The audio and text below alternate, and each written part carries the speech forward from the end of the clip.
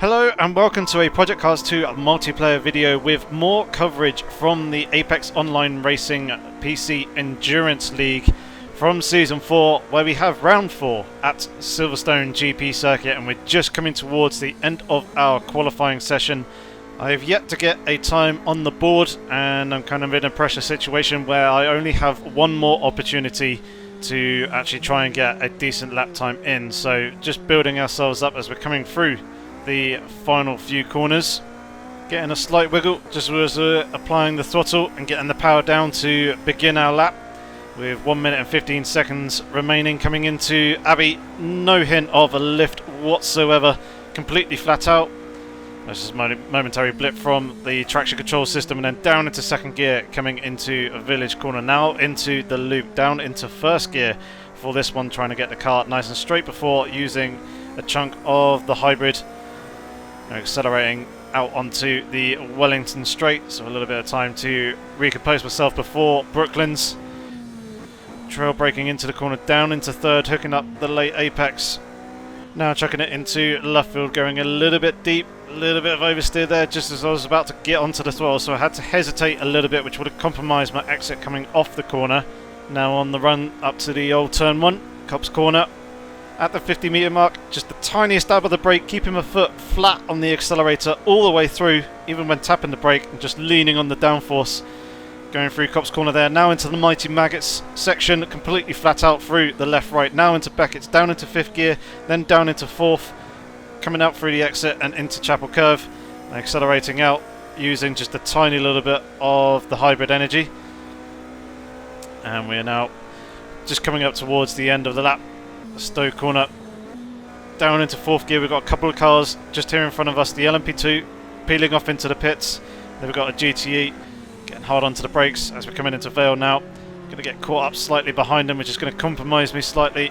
Now coming out into Club, getting on the hybrid to slingshot myself past and across the start finish line to take a provisional pole position despite the GTE there at the end, which would have cost me a good few tenths of a second, I reckon.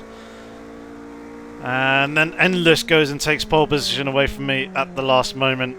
And there is the confirmation of qualifying in second place, just half a second off of Endless.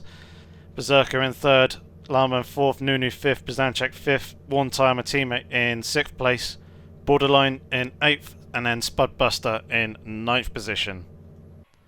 So here we go then, forming up on the grid, ready for this race. We won't be going on the green light as we'll be doing the manual formation lap that we do here at AOR. But what I'll also do is take the opportunity in this formation lap to give you guys an update in terms of the Driver Championship and Team Championship standings.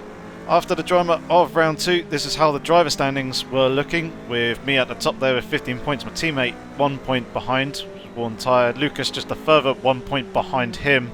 Endless didn't make it to the end of the race, therefore he didn't score any points, and Berserker didn't race at all, so he didn't score any points at all. New entry with Bird is the word, pops himself up into P6 with Bizanchek down in P7.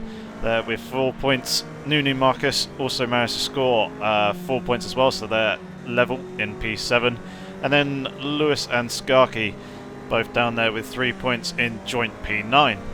Moving on to the Team Championship standings at the end of round 2, we were looking pretty healthy with Jornrort Racing out there with a 13-point lead at the top of the table to Audi Sport in second place. Audi Sport South Wales was trailing another 2 points behind them in P3 with EVR Motorsport in P4. First of the Porsche 919 hybrids in Infinity Racing was in P5, and then down by the Riverside Engineering was there in P6.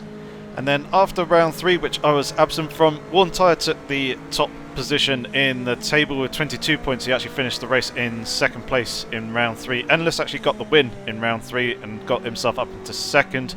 Lucas is there in third. As you can see, just 3 points ahead of myself. Me being absent has bumped me down from the top to fourth position. Berserker is just 3 points behind myself. Bizanchek in P6. Bird is the word, now down in P7. P8 goes to Lewis. Nunu Marcus is now on P9, and Skarky is in P10. And then finally, the Team Championship standings after round 3. Warren York Racing still there up the top, but Audi Sport South Wales got a pretty good result in and have closed the gap to 7 points. Audi Sport is now just 7 points behind them, dropped down into P3. EVR Motorsport in 4th, down by the Riverside Engineering, has now jumped up ahead of Infinity Racing for P5 and P6 respectively. And then Beyond the Edge, a new entry driven by Borderline there in P7. So here we go then. Formed up in the 2x2 formation, just trying to maintain a little bit of heat in the brakes at this slower speed, and obviously maintaining the two trains, just readjusting the brake balance to be where I need it to be. And we're now just going to need to keep an eye over on Endless on the right hand side for when he accelerates. That will signify the beginning of the race, and he's off and away, so we can now get away racing. Starting from second place, I'm on the outside. I've got Berserker on my inside, so I'm going to have to give him racing room here, and I go run out very, very wide there, just completely misjudging the speed through the corner. I do have a hand-back position penalty, which I do give up immediately. And Berserker is now through into second place, and Endless has already started pulling a gap on us both, but providing that I can stick here with Berserker, I'll be relatively happy. Just want to try and stick with one of the two Audis, because I know that they're just going to naturally pull away with their straight line speed advantage that they have. And you can already see Berserker has gone and extended a couple of car lengths out on me as he goes and loses it slightly. So do I, coming through Brooklands, but we've both managed to gather that one back up. But yeah, I think he just used a little bit more of the hybrid energy going down the Wellington straight, but you can immediately see the effect of the dirty air and how much that's having an impact on the car around this circuit. Just chucking the car into Copse Corner now, and it's just not wanting to stick at all. The car just washing out a little bit wide and end up going off the circuit, getting a slowdown warning there, and actually giving up that time is going to cost me third position now to Nunu as he's gone and snuck through. So now back down in fourth place, losing 2 positions on this opening lap. Just not really feeling comfortable in the car from the first half a lap or so that we've had. Car just not really sticking and being in the right frame, so just going to try and settle down in a little bit of clear air, get the tyres back underneath me again and into the right sort of window, and then we can start pressing on. But yeah, my previous tactic of trying to stick with either Endless or Berserker in this early stage of the race is pretty much gone completely out of the window now. They've just absolutely romped off away into the distance, and even Nunu is starting to pull a little bit of a gap to us. At least the car feels reasonably good on the brakes for the most part, but still locking up here and there. Pretty cool temperatures around this circuit. It's mostly the running in the dirty air of another car really affects the handling of these LMP1 cars, because it is a track that requires a high downforce setup, and you can see just how unsettled the car is, even being this distance off the back of Nunu in front. But yeah, this circuit does require quite a high downforce setup, but one of the things that I actually made a mistake with in the car setup for this race is I wasn't running enough downforce for what I actually needed. So there was a car off to the left hand side of the circuit there, looking like it had quite a bit of damage. But yeah, in hindsight after the race, and also later on in the season, when I kind of got to know the car a little bit more and ran other similar tracks that require high downforce setups, I realised that looking back now, I don't have enough downforce on the car for this track. I should have run with higher wing angles and probably adjusted the ride height a little bit more to be in the optimum window. So that's one of the reasons why car isn't handling so good at the moment. So just trying to settle into the race and kind of get used to the car at this early stage and try to settle and bed the tyres into a more stable sort of window of performance before really starting to push. So I'm going to try and stick with Nunu if I can for the moment. This is only a 2-hour race this time, so we've got less time to do it, as the last round that I was actually racing back in round 2 was a 2.4 hour race at Daytona. So there's quite a bit more time there to try and make up positions. So in this one, I got less time, but yeah, just struggling a little bit. But I'm just going to try and let myself settle in and see if I can try and stick with Nunu and not let Berserker or Endless get too far away. You see once again the car, front end of the car just washing out a little bit coming through Cop's corner there. Still able to take Maggots completely flat out. Now coming into Chapel. Feeling a little bit more comfortable on the car and just really trying to work the tyres a little bit and keep them in an optimal temperature window, just trying to build that heat a little bit more into the carcass of the tyre. Running a little bit wide down, you can see that on this lap alone already improving quite a bit on my fastest lap so far in the race, even though we've only done 3 complete laps.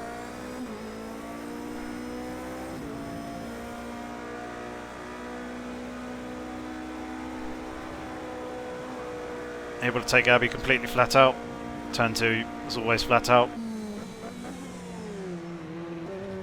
Not quite getting the braking power that I wanted there coming into Village Corner. But still not absolutely horrendous. We're actually coming up to a back marker in the LMP1 class, which is Spudbuster. So 31st position overall, he's 11th in class.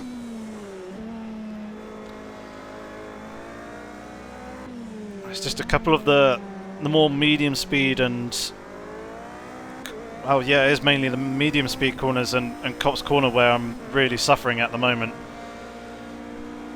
As Nunu's kind of almost in a way half getting blocked by Spudbuster. Spudbuster was just doing the right thing of trying to move out the way, but Nunu was kind of expecting him to hold his line and moved across with him at the same time.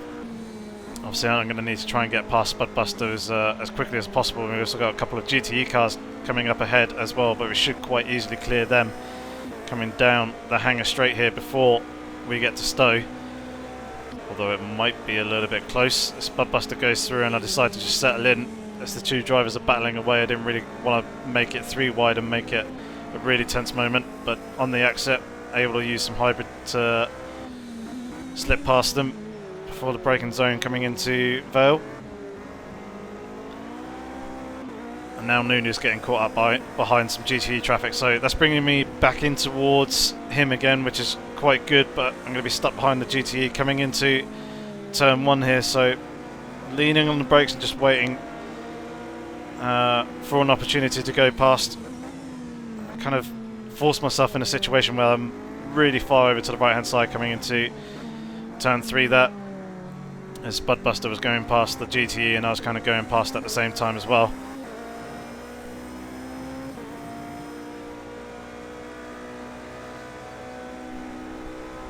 So already only 5 laps in, we're playing with the GTE traffic and they're kind of coming into effect and having a little bit of an influence in this race, and already I'm good 16 seconds off the back of P1. Just quite drastic in a way, just using a little bit more hybrid there to try and make sure that I get past the Porsche before coming into Cop's corner. Didn't really fancy losing too much time there, as Nunu's getting a relatively good clean run through the traffic at the moment, able to pass them before he gets to any of the really fast corners. I'm mostly doing the stuff on the straights. Andrex keeps quite nicely over to the left hand side of the track, which allows me to go through. Got a relatively slow Corvette on the right hand side there. We'll settle in behind Bo in the Ford GT. Go to the outside of him coming out of Stowe corner. And then coming into the braking zone, just stayed over to the left, giving him plenty of room for his own braking, so he doesn't go sailing into the back of me.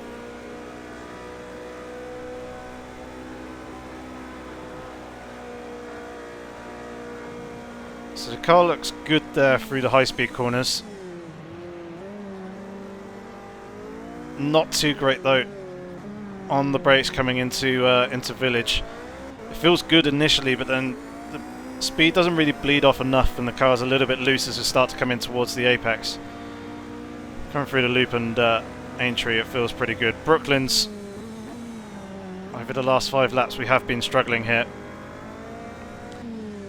The car seems a little bit more stable that time. Kind of opened up the steering a little bit as I was getting on the brakes for Luffield corner, just to make sure that there wasn't any rotation from the rear. As we got one more GTE car to go past before we're through all that lap traffic. Able to take Copse corner now, completely flat out, just a very short stab of the brake before chucking the car in, like I was doing in the qualifying session. Now kind of in behind Leon, the sick one, but we'll be able to go around the outside of him, coming through. Beckett's there. Such as the performance difference in the corners between the GTE car and the LMP1 car. Most people drive GT3s in racing sims, and they have pretty good grip through the corners. It's mostly mechanical grip, but there is some aero grip that they have there. GTE cars are even better than GT3 cars going through the corners, but me going around the outside of the Corvette made it look like the Corvette was crawling along at 40 odd miles an hour, like it's a road car versus a race car. Yeah, it's actually 2 race cars. It's just the LMP1 car's got so much more downforce. It's able to carry so much more speed actually going through the turns. So now we're kind of getting caught in that dirty air again of Nunu in front. But if I want to stay close and try and make a pass at some point, just going to need to manage that dirty air and see what I can do, just basically try and deal with it. And you can see a difference in lines there between myself and Nunu going through Luffield. Nunu takes much wider entry, stays wide kind of through the mid corner, and then brings it back for a much straighter exit off the turn, whereas I kind of double apex Luffield, where I take a very early apex, let the car run a little bit deep through the mid corner and then bring it back tight in a similar fashion to try and get the run off the corner. You may gain a little bit of time out through the exit, and obviously trying to maximise the straight line speed of the Audi as well along the straight on the run towards Copse corner. But kind of it does leave you vulnerable to potentially being overtaken in the entry in the mid corner, and might also potentially cost you some time there as well. So it's a little bit of a trade-off between the 2 lines. Obviously I prefer running the line that I had been running through that turn, but be looking to try and potentially capitalise on that at some point as we get very, very close there, under braking to the back of Nunu in front. Obviously I was quite keen and eager to get past the LMP2 car, and I think I just maybe jumped on the brakes a little bit too late. We had that slight scare, but managed to avoid making contact. But this time was certainly much, much closer to Nunu than the previous lap, and closing up even more coming into the braking zone and the apex of Brooklands. Here's that difference in line, which kind of end up on pretty much the same sort of identical line coming out for the exit. I think he's able to get on the throttle a little bit earlier than I am, a little bit harder as well, and you can see he's gone and eked out a few car lengths, potentially using a little bit more hybrid, maybe a slight difference in hybrid strategy throughout the lap. But yeah, it's allowed him to get a few car lengths back out on me once again.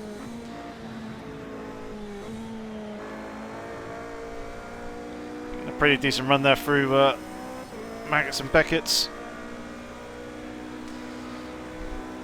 Now on the run down towards Stowe. Actually looking at the delta between us and the leader up in the top left, we can see they're about 25 seconds off the back of Endless. So falling off the back of him, and also Berserker, who's out there in second place at the moment. Worn tyre. It's about 7 or 8 seconds off the back of me, so we've got a bit of space there.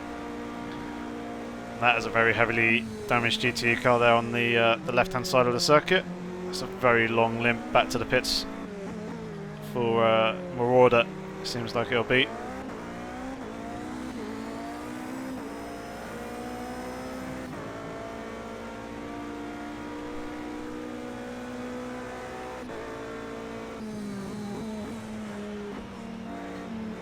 Bit neater to the apex there. And Nunu was going through Brooklands and coming through Luffield. Once again, he gets a pretty good drive coming off the corner. He ekes out a couple of car lengths to kind of help his defence and hold the position, even though I'm not really kind of threatening to try and make any real moves at the moment. I don't feel like I'm quite close enough, or haven't quite got the run on him as of yet. Very much in the dirty air coming through Margus and Beckett's, but through the latter part of Beckett's, Nunu ran a little bit deep and a little bit offline there, and I was able to nail the apex, so I managed to regain some of the downforce. Just a very quick check there of the Motec display. Just wanted to see what the rear tyres are looking like in terms of their temperatures. So we can see the two front tyres when driving around the circuit normally, but not really any looks at the rear tyres as we get very close to the back of Nunu. Slight bit of oversteers, we're getting hard on the throttle, and Nunu wasn't quite driving and accelerating off the corner out through the exit of club as I was expecting. He goes and runs out wide there through turn 1 as well. We've got an LMP2 car coming up in front as we cut the inside line coming through Village. Going to be on the outside coming through the loop here, using the TrackIR to try and gauge where he is. And then we managed to get the move done. We're up into third position, using that LMP2 to our advantage. We kind of semi-boxed Nunu in a little bit there, although I did try to leave some room for him just in case he did want to pull out and try and pass the LMP2 car at the same time as me, but it's quite a risky move. So he therefore, I think, just let me go and then pass the LMP2 after myself. So we're now up into third. We're actually 21 seconds off the back of the race leader, but some more GTE traffic to contend with. So it's probably that which has allowed me to gain those 4 seconds or so from when we last looked at the gaps between ourselves and Endless and Berserker up in front. But of course now we've got to manage our way through the traffic without losing too much time. Also try and extend that gap to Nunu behind, so slip down the inside of Dawu there. A couple more GTEs up in front. I've also got another LMP2 car up there as well. And they're going to be a little bit more tricky to actually pass as we get very close to the back of the Porsche there, as we were jumping on the hybrid coming out the exit of club. Final turn, but we managed to avoid making contact. It's a bit of an interesting situation where 3 classes are all in very close proximity to one another, just leaving the room on the inside there for the GTE just in case he was alongside. I wasn't entirely sure, so it's better to be safe than sorry. Now accelerating down a Wellington straight, I was able to pass the LMP2 car.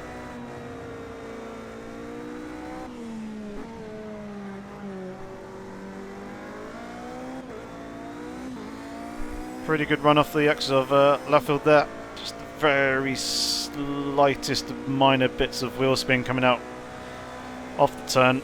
We've now got a Corvette here in front of us who's actually gone offline out through the exit, which is far from ideal. It's actually quite dangerous. They are instructed to hold the racing line rather than give it up. And you can see I was slowing myself to try and stay tight on the exit to pass Smolder on his right, but Smolder thought that he would give up the faster racing line to allow me to try and carry the speed and momentum through. Fortunately, I was able to read the situation unfolding relatively early and obviously adjust and take that line, but that could have been very dangerous for the two of us, and certainly cost me a little bit more time than it probably should have. And with him deviating from his line and taking a tighter exit, he's obviously not carrying the speed out of the corner that he would have liked, and therefore cost him a little bit of time. He's now got Andrex fairly tight coming through the exit of farm curve, but I think he was just trying to open up the left-hand side for me, but I was already planning and committing to passing on the right, much safer option there. Fortunately, there was an LMP1 car's width there to his right. So we've lapped up to 4th position in the GTE class.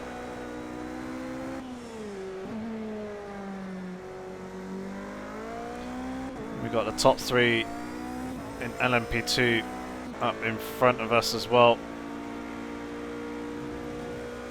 And another LMP1 car in and around the mixes, just for good measure.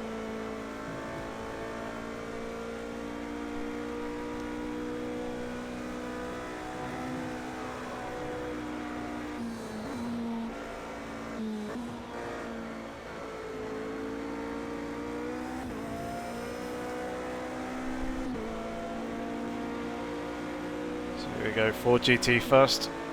LMP2 car not going to be able to pass before we get to Stowe corner, so just going to tuck in behind and follow him on through. And again, just kind of saving the hybrid up for the exit of Vale and Club here, so just going through Vale, now we're into Club corner, final turn. So we've got more hybrid energy available to us to begin the next lap.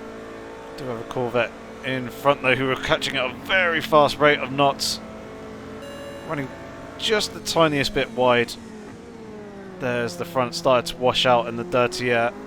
Fortunately, we were able to clear the slowdown warning relatively quickly. But yeah, caught Mr. Van Orman much quicker than I was originally predicting. Just taking a quick look around the cockpit there. Just kind of yeah, making sure I'm comfortable and fairly happy, still loose and limber. Car certainly feeling very loose and limber. Just double check the rear tyre temperatures there, just to see what's actually going on with them, see if it was anything that was kind of ringing any alarm bells that would cause the rear end to break free like it did. Getting caught behind an LMP2 as we're coming into Magnus. Kind of semi-thought about having trying to sneak past, but thought better of it in the end. Decided actually no, it'll be better to do the pass here. Give the LMP2 car plenty of room, just in case we go into a 3-wide situation, but alas we didn't. Now we've got the LMP1 car up in front of us, so quick flash of the lights, just to let him know that it's a lap car situation. He's actually gone a little bit deep there, coming into Vale, which obviously isn't ideal for me. Could potentially hurt us a little bit more, but using the hybrid energy we're able to slip past before turn 1 with just a very slight breathe on the throttle. Going through that, trying to carry and maximise all the downforce that I possibly can.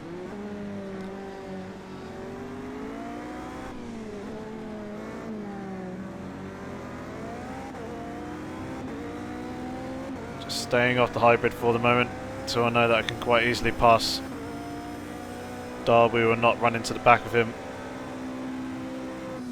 Just kind of taking the safer option. A little bit shy from the apex there, but overall I need to run through Brooklyn's not as well. There was no oversteer coming out through the exit this time.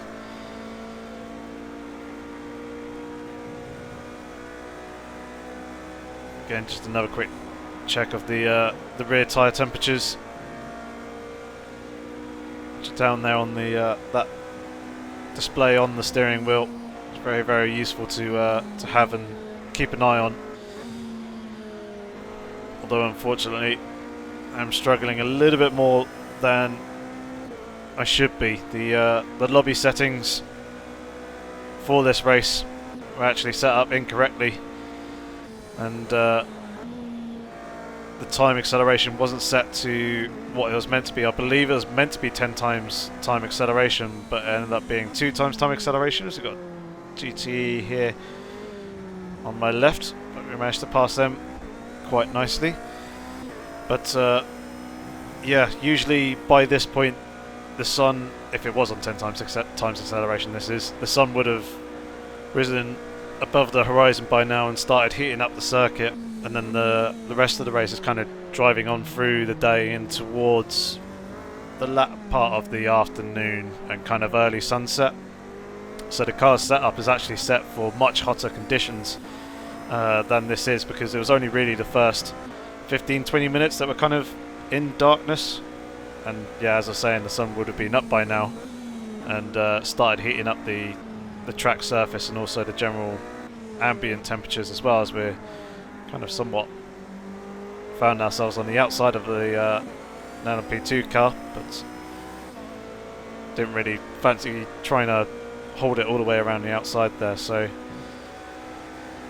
yeah, that was a little bit frustrating after this race that the lobby settings were actually incorrect, and I just realised it was 5 times time acceleration, not 10 times. But even still, yeah, they are off,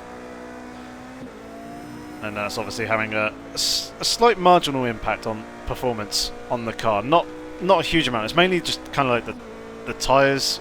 Kind of took a bit more of a conservative approach in the car setup to try and look after the tyres a little bit, so they didn't, well, especially the front left tyre, which takes an absolute pounding around here in Silverstone, doesn't actually get too hot. So in a way this is kind of helping, because it is keeping that front left tyre and also the front, well, the rear left tyre as well, keeping it a fair bit cooler. But at the same time, it would have been nice if I didn't have to take that conservative approach. There's the LMP2 cars there somewhere behind me.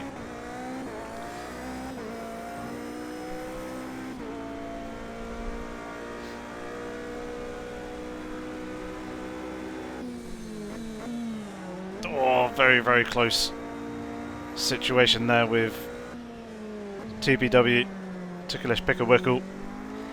Absolutely brilliant name, but that was yeah, a slightly interesting moment. He saw me coming. I think he decided that he was going to go deep and allow me to take the corner and take the apex. I was expecting him to hold his line and take the corner anyway, so I was kind of counting that, but I slightly misjudged my braking point and the closing speed, as the I think he may have braked a little bit later than he would have usually to help him go a little bit deeper and not lose too much time.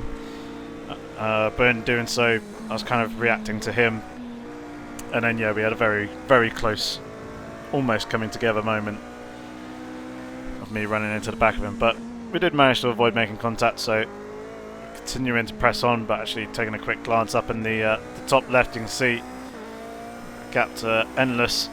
It's now 34 seconds.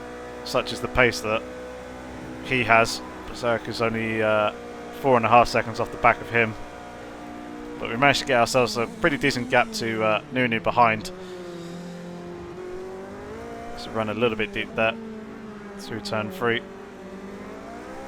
Actually, my teammate Alacantara as well has got a 3-second penalty, so it's not ideal for him.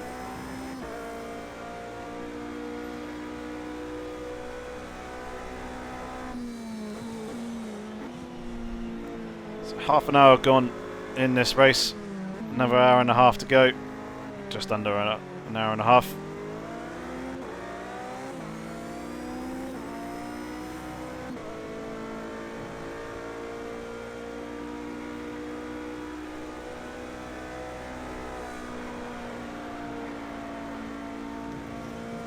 And the car's starting to feel pretty good at this point as well. I know earlier I was saying that I was hoping to try and settle the car down, kind of get it into a bit more of a rhythm and kind of bring the tyres back into the right sort of zone. But very much feeling like the car is now there. Tyre pressures seem to be pretty stable. They have dropped slightly under the 1.8 mark that they were previously. They were up around 1.8182. As you can see, they're now 1.77 or 1.78 in the case of the rear left tyre. So it's feeling relatively good. We've got a slow down penalty for running just a tiny little bit wide out through the exit of the final turn, so I want to try and clear this before turn 3, which we don't do, but we managed to do on the exit.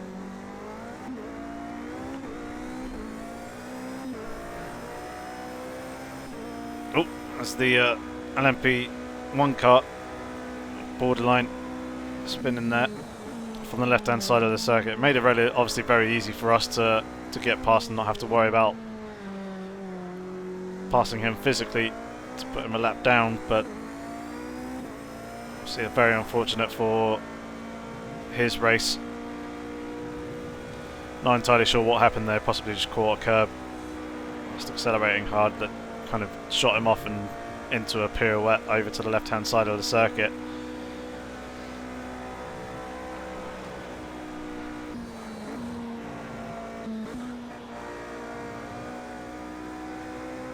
Nice good run there through Maggots and Beckett's, nailing all the apexes. And another quick look, checking those rear tyres. The oil temperature also lurking in a pretty good spot, around 94 degrees C. Obviously expecting slightly warmer conditions. The radiator is open a little bit more than it would need to be for these current conditions, but hopefully the sun will start to come up more towards the horizon, actually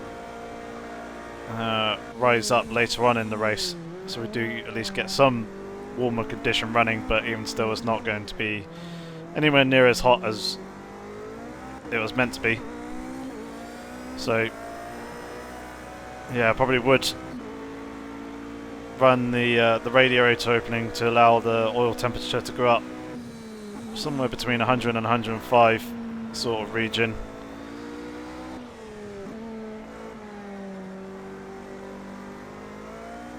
But for these conditions it's quite conservative. It's also then obviously costing me straight line speed. You can see just a quick little fiddle there with the ICM menu. In fact, it actually happened so quickly that I actually didn't quite catch what it was that I was adjusting. But through the power of editing, I've actually come back very quickly and taken a look, and I just adjusted the traction control slip from it's 0.12 to 0.11. So just a very small minor adjustment, just to try and help settle the rear a little bit when getting hard on the accelerator coming out through the exit. And hello, Mr. Van Owen, looking very, very big and prominent there in the rear view mirrors, as going down the inside of him through F.O.O.L, and he tucked in onto my rear wing.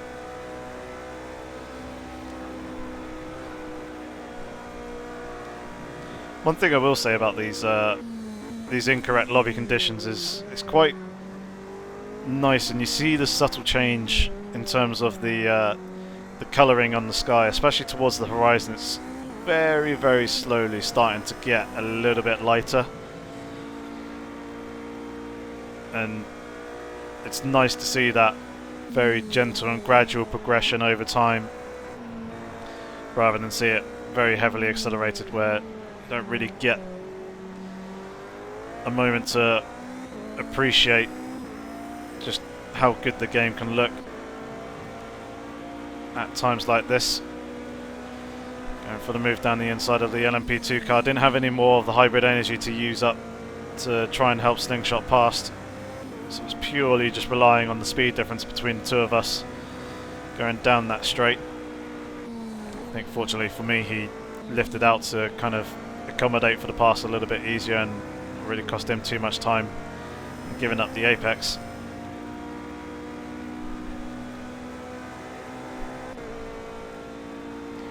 Marauder's been into the pits and got that damage that he previously had repaired. So around the outside of him, going through Stowe quite comfortably there. Ooh, and Endless is actually now in second position. Has got himself a 1 second time penalty. Obviously not massive in the whole grand scheme of things, considering this is a 2-hour race, but still could potentially, depending how the race unfolds, be detrimental to his race later on down the line. But the fact that he's actually dropped down into second, Berserker's now inherited the lead. That's allowed me to close up to the leaders a little bit more. The gap is now back to 33 seconds, as you can see. Quick flash of the lights as well on the Brzezinski, letting him know as I was just about to lap him.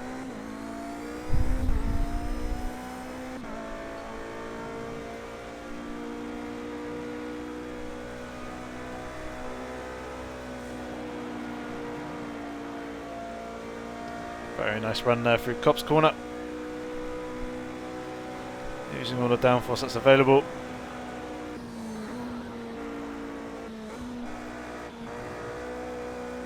Again through Maggers and Beckett's as well. Another good run, and you can actually now see I'm actually 6/10 of a second up on my previous fastest lap, which is currently a 140.5 flat. As Endless is in the pit lane, obviously taking on fuel. We've still got a good 18.5 litres of fuel remaining.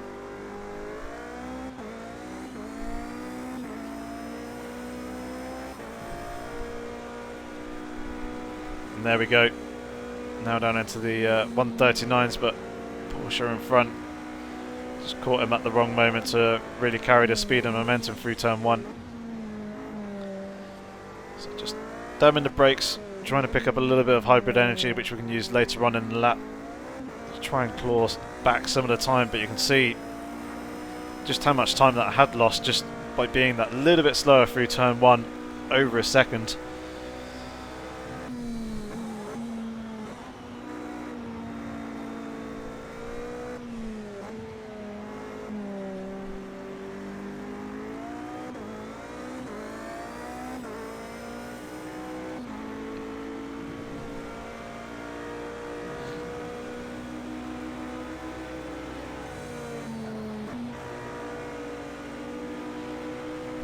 Slow a little bit more there for the LMP2 car.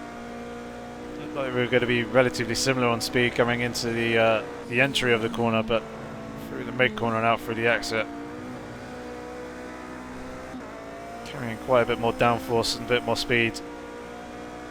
I was able to accelerate heavier and harder coming off the corner than he was. Now there's Ford GT in front of us, going to try and go around the outside of him, coming through Stowe, but it makes it very, very difficult.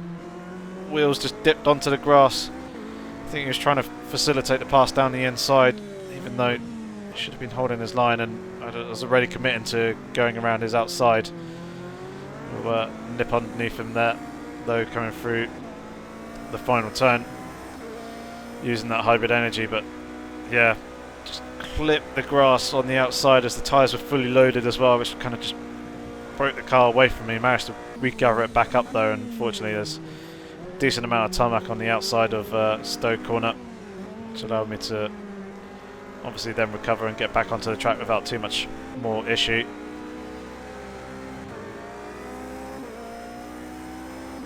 There's the acceleration difference between an LMP1 car and a GTE car, especially when using the hybrid energy. I was actually kind of only using about 70% of the throttle coming through, or coming off the loop and through Aintree corner,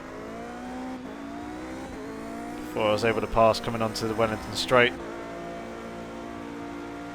and then hold slightly all over the track there, but I was able to pick a line and go for the move in the end.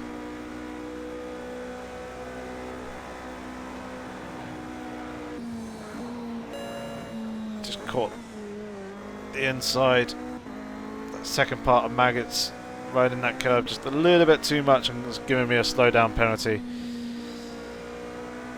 So now I'm trying to clear that. Having to give up a huge amount of time as well. in order to try and clear that one. Very, very frustrating. Looking at the time penalties up in the top left, not much has really changed there apart from Llama in 6th position now. Has a 1 second penalty as well. Endless is actually now down into 5th behind Nunu and my teammate Worn Tyre. So Worn Tyre's obviously managed to get past Nunu. That's now holding 3rd position. But obviously Endless has already made his pit stop, whereas the rest of us still yet to do so.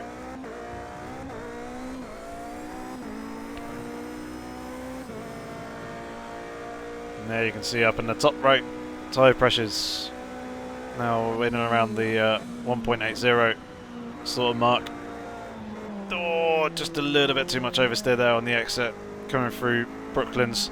Could hear the rear was kind of struggling slightly going through the corner. Not entirely sure what it was that actually upset the car there. But it did just end up breaking away. I managed to gather it back up.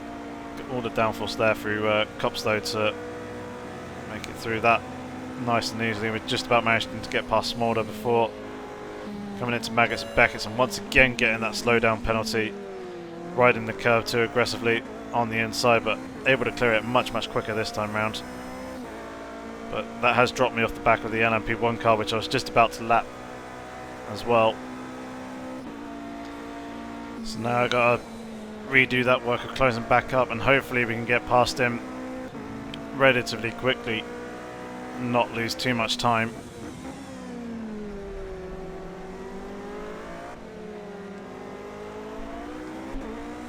Coming through the last couple of corners now to begin another lap, and he actually pulls over to the right hand side of the circuit, so allow me to pass without losing any time at all, which is very good.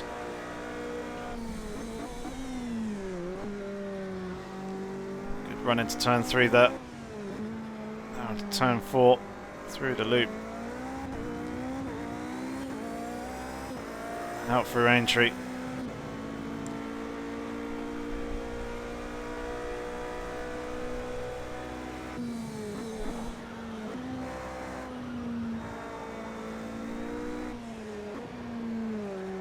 A little bit tight coming into Luffield, but still not too bad. A pretty good run coming off the corner.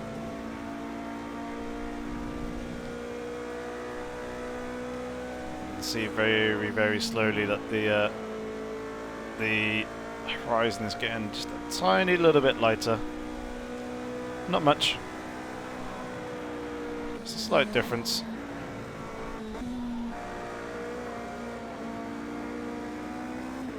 Almost a good lap, or good run there through out through Beckett's, but two LMP1 cars in front kind of disturbing the air. We've got Antrax in the GTE. We'll go around the outside of him quite nice and easily.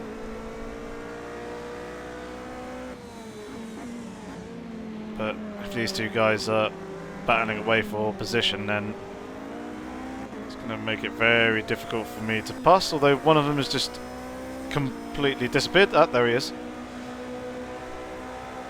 Just having a funny little blink there. That's actually Berserker's now into the pit lane. He's actually got a 10-second penalty as well. No doubt that will probably be for speeding in the pit lane going into the pit entry. As the Porsche on the right hand side just kind of disappeared and faded into out of existence once again. As again we've got two LMP1 cars up in front, both of them running out wide and doing fairly unpredictable things. It's costing me a bit of time in the approach into Brooklands through the corner, but we're past both of them and we've got some clear air in front of us now, so try and get our head back down and focus on trying to extend the gap to the guys who are now behind us. See if we can close the gap to them, as it were, when I've gone and served my pit stop. Got 9 litres of fuel, as you can see down in the bottom right hand corner. So we've got a few laps before I need to come into the pit lane. See if we try and pick up a little bit of slipstream here off the back of boat coming in towards Stowe. He takes his usual line, so we'll slice on round the outside of him.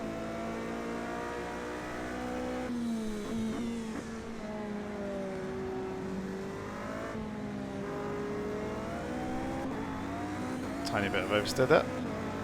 That's alright.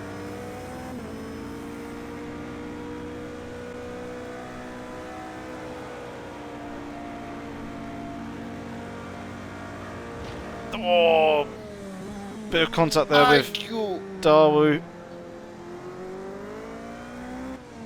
and that actually sent him off and spinning as well. I'm taking another look at that. Pretty sure I left him enough room on the inside.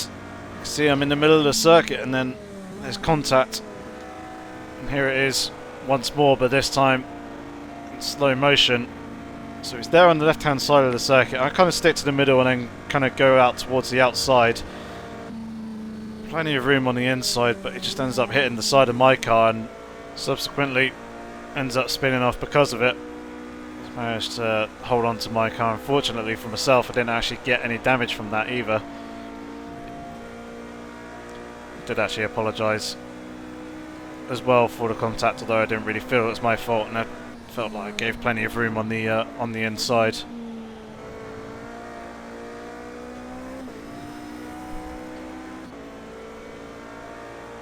So continuing to press on then. A few more cars just up in front of us, as you can see. Actually, one of the LMP2 cars almost losing it coming through Stowe. We should be able to get past the Corvette coming into Vale, and indeed we do. So now it's just the LMP2 car that we need to contend with and try and pass, which we should be able to do quite easily down the start-finish straight, as demonstrated.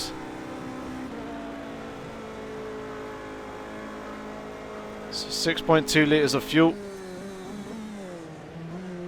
running a little bit deep through turn 3, almost running out wide, but managing to just about gather it back up and get it slowed down enough to keep it on the circuit.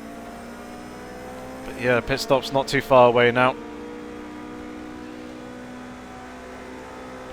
First one of the race, having gone on for about 15 minutes from when we started with the formation lap.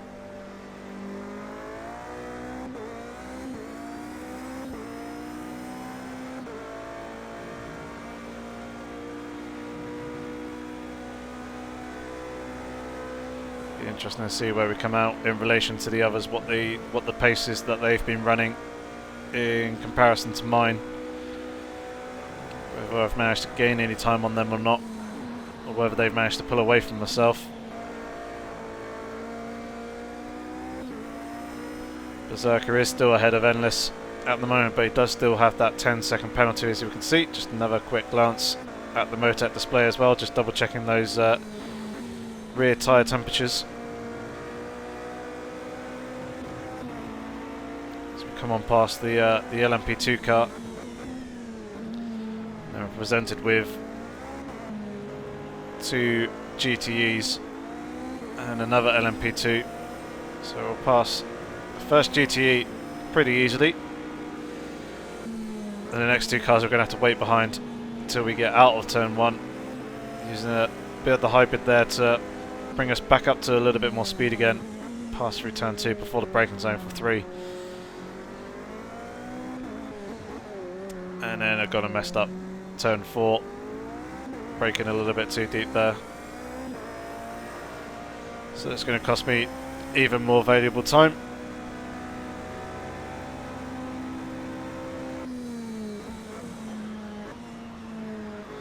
As you can see, 2.5 seconds down on the fastest lap times. It's quite difficult being consistent in traffic. It is very much a big factor in this multi-class racing. You've just got to try and time the passes as best as you possibly can when you come across a car in front of you. Well, obviously that's the case for the higher class, faster cars, but the slower, lower class cars, It's just making it more predictable for the other drivers by trying to stick to your line as close as possible, unless they are very much there when you come into the braking zone, or coming to turn into a corner, shall I say, and at the apex you may need to potentially give up the line. And here we go then, diving into the pit lane. Here is the speed limiter line, so we get ourselves slowed down quite nicely for that. Just double checking and adjusting the strategy, making sure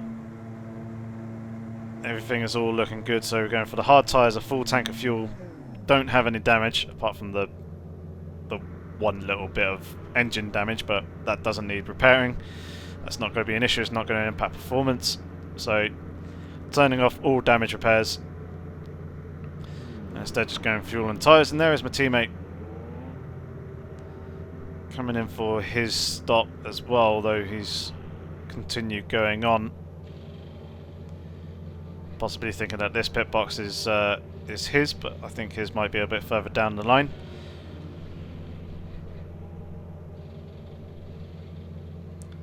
So tyres done, coming down off the jacks, getting released. Pit limiter is engaged, and then you can see one tyre on the right hand side behind the LMP2 car, getting his car serviced. Berserker and Endless have already gone through, should comfortably come out ahead of Nunu. We do have a car here on our left hand side, but we should be able to get ahead of them before turning in point. It was also Mr. Van Orman, who I know is actually a very good driver. He's very much aware. He probably would have realised that I had just come out of the pits and was alongside him, and therefore gave me the room on the inside. And there you can see the gap between myself and Berserker up ahead, 37 seconds. We've got a whole gaggle of cars here in front of us. One of them an M6 GTE, who we've got to make contact with. Ended up spinning round. Got a tap there from another LMP1 car as well.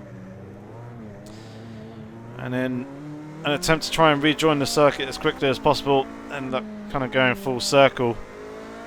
But that was just a complete utter mistake on my part, completely misjudging the M6 in front, and then losing the car in the dirty air of the LMP2s and LMP1s in front, which caused me to spin and slide into the GTE, and I ended up going round because of it. Again, fortunately, getting away with it without any damage. But still, that's cost me a good 10 seconds to the race leaders, and now one tyre is in and around 6 to 7 seconds behind. Slip on past the M6 that we made contact with there.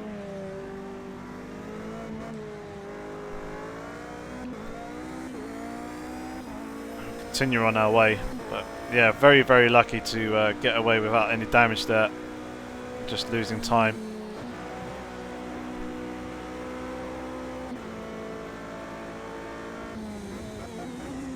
As we try and filter our way through the traffic.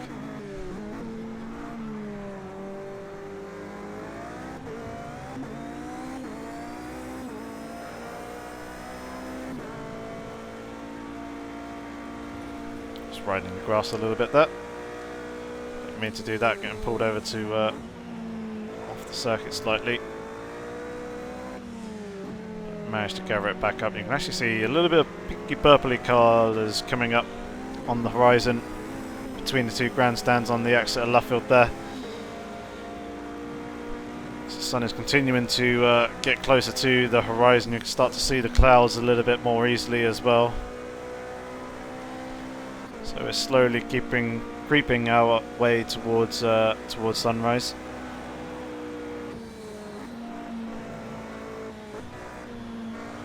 Good run through Maggots and Beckett's, now through Chapel, which is kind of the easiest corner on the circuit, because yeah, you're just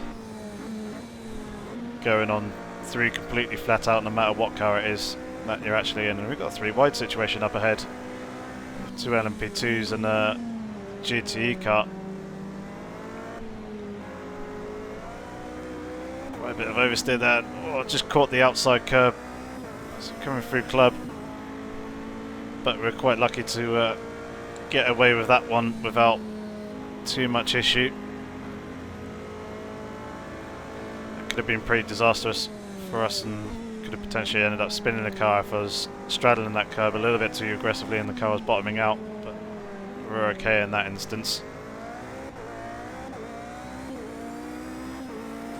Very much approaching the 1 hour mark in the race, halfway mark as it were.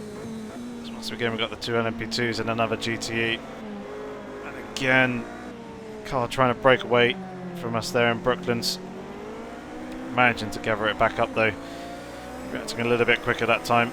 GTE stays quite nicely out the way. There we get the slipstream of the 2 LMP2 cars. Sive on past both of those before coming into Cops, although turning in a little bit too early and kind of had to double take there. But still getting through relatively easy then, just catching the GTE here. The Porsche 911 RSR just at the wrong time through Beckett's. Could have done being another half a second or so further behind going into that complex of corners. I would have been able to carry the speed and momentum through that complex a little bit more.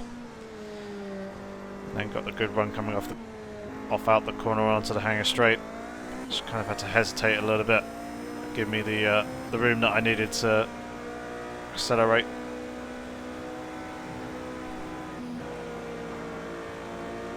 Oh, very, very close there with... Sorry, Yoki. And then GTE car. As you just heard, he apologised for it.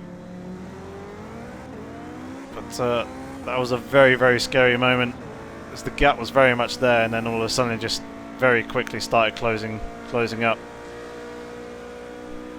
I said to him that it was okay. I think it was just a case that he kind of lost the rear a little bit through turn 1, which sent him over to the right hand side of the track as he was gathering that back up, and then yeah, as he was coming back towards the racing line, kind of saw me coming at the last minute.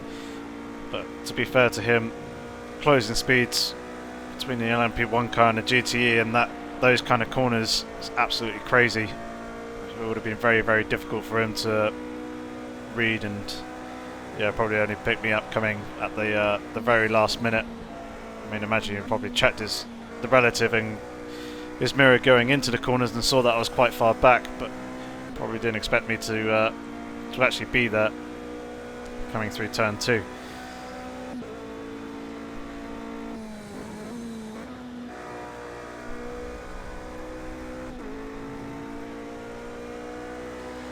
So there we are, bang on the halfway stage. 1 minute in. 1 minute in? 1 hour in. 1 hour to go. Definitely not a minute in. It is definitely 1 hour.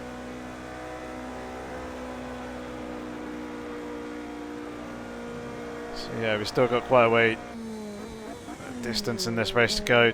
The sun is still yet to come up above the horizon, but you can see that it's getting light over there now, over to our right. I believe that is where the sun comes up above the horizon.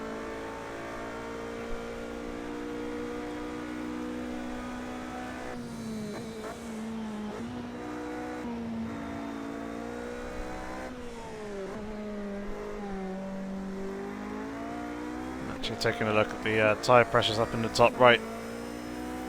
Well, I was going to say everything was bang on the money. All 4 corners were dead equal at 1.79, and then the front right tyre decided to go and ruin it and pop itself up to 1.880 bar.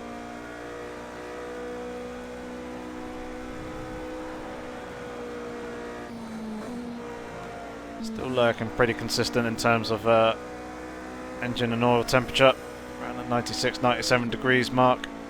Still got that one piece of engine damage which doesn't impact the performance of the car. It doesn't impact the performance of the car at all. In fact, no matter how much engine damage you've got, until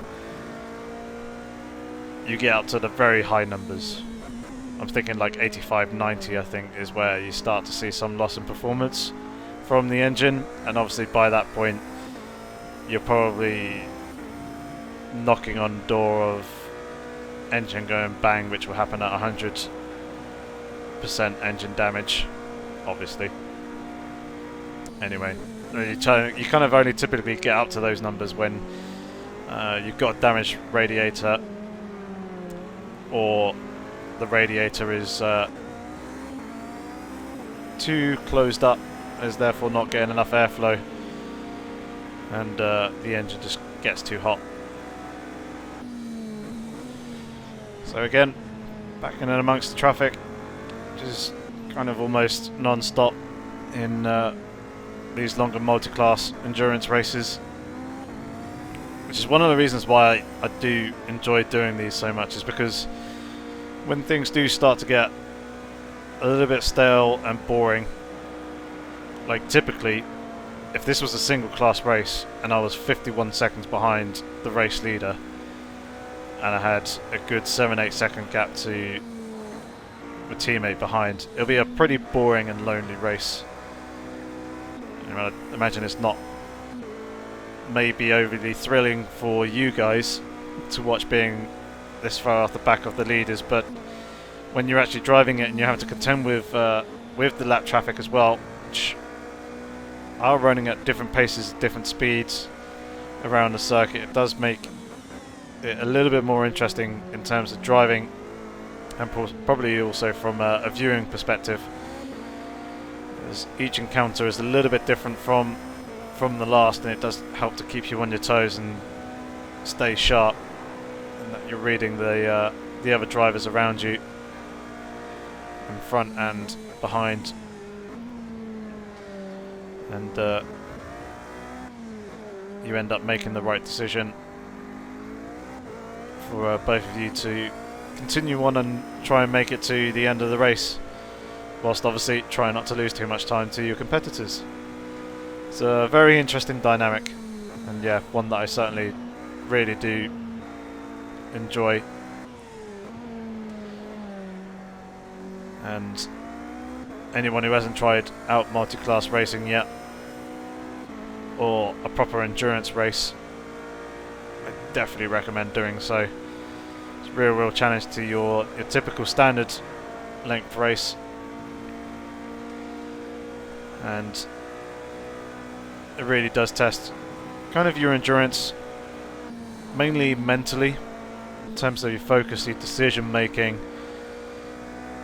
for extended periods of time. Not so much your actual physical endurance, although even still doing a long sim race can have a slight impact and take its toll on your body slightly. It's obviously nothing in comparison to real world racing and actually suffering proper G-forces, but for me, I tend to find after long periods of time sat in the same sort of position with upper back and shoulders, bottom of my neck can get quite tight if I'm not relaxing properly and kind of holding my shoulders up and kind of tensing up. That can usually get tight by the end of it. After a slight knock to my knee a year and a bit ago, it's in a skiing accident. It's been a little bit weaker. I like it to be in. Sometimes I can come out of racing a sim in a long period of time and my knee be aching a little bit, and then also obviously temperature wise, if the room that you're sim racing in gets quite hot, then you can easily get a little bit sweaty, and that obviously can impact your focus as well. So yeah, definitely test yourself a little bit with these endurance races. See if you've got the mental capacity and stamina to do a couple of hours racing straight without making any mistakes, trying to be as consistent as you possibly can. And if you're feeling particularly brave, chucking some lower class cars for some multi-class racing in the mix as well. You get a really good, authentic and testing experience. And it does just shake it up a little bit from your standard sprint races where you're basically going all out and pushing the car as hard as you can for 5-6 laps, trying to make up whatever positions you can with silly moves that would be completely ridiculous to make in an endurance race. You've got so much time on your hands. You can spend a little bit more time actually picking your moment to try and make an overtake without it impacting the race too much.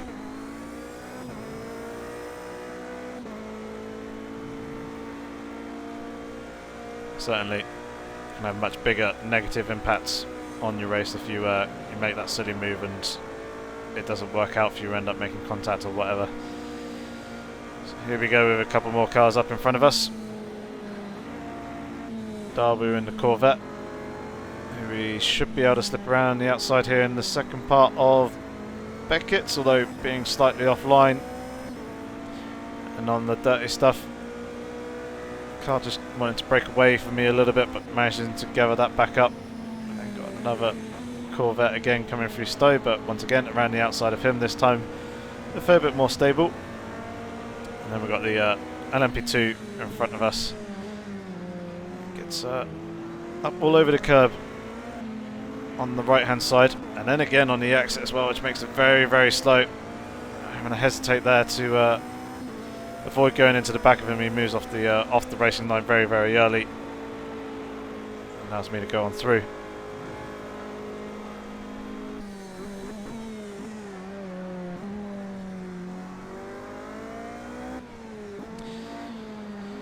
So now I'm looking up in the top left. 50 seconds there or thereabouts off the back of Endless. Has now got a 2-second time penalty to his name. Picked up another further second somewhere along the line. Berserker in second place. Only 2 to 2.5 seconds off the back of Endless, but has a 10-second penalty to his name. So the two of them actually gone and traded and swapped positions now, because Berserker was running ahead of Endless previously, and then one tyre behind. He's lurking about 6-7 seconds off the back of me, so we're pretty equal pace. Maybe the pendulum swinging slightly in his favour in terms of lap time, but he's got a 4-second penalty to his name, and then Nunu is a good chunk of reasonable time off the back of one tyre.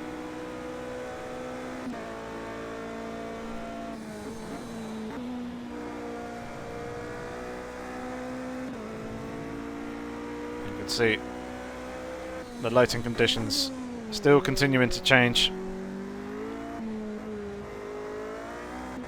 Very, very pretty sky as we are edging ever closer to sunrise. You can see roughly where the sun is going to come up. So we almost get caught up by the Corvette of Van Oman there, but then he moved to open up a nice big door for me to go through, so I ended up taking that.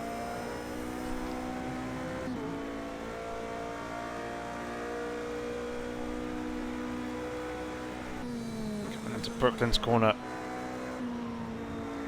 for the 41st time, 41 laps. Well, this is the 41st lap that we're on, completed 40 in total.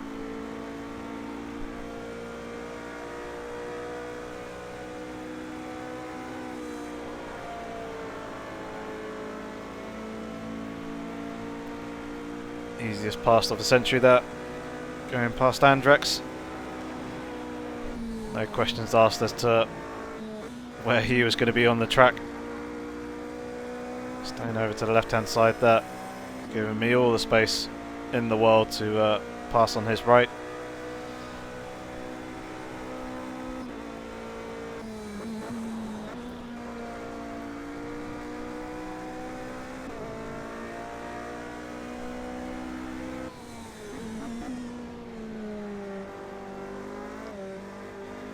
was slightly loose there. Coming through the left-hander in F.O.O.L. But with the right-hander immediately following, allow me to gather that back up. Slightly tight here coming into the first turn, but with the closing speeds and the momentum that I had, I was able to pass F1 racer before the entry to the first corner, so it wouldn't have really impacted him. It's just more myself that it was impacting, just making it a tighter line for myself. Caught on the grass again slightly there on the right hand side of the track, but corrected that pretty sharpish.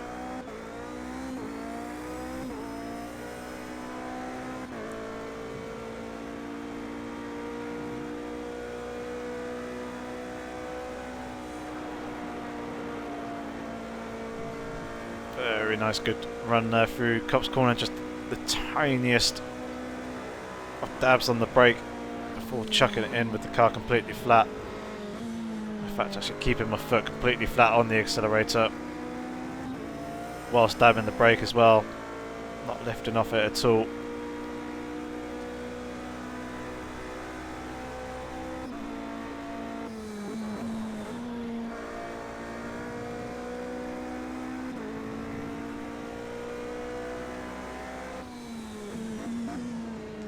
Oh, a bit of contact there between the two Porsches. One LMP1, one GTE. Blast on past both of them before the final turn. Good run there through the first corner. And the second was very easy considering I got the line just right going through the first corner. Get out too wide on the exit of turn one, it does make turn two a little bit more of a chore to get through. Whereas that line was pretty much bang on the money. There's a car width or two away from the outside of the corner, which allows me to take a nice, good, smooth line through the second corner and carry all that speed and momentum through, not making it any longer for myself and not having to steer anymore to allow me to continue accelerating at a pretty rapid rate.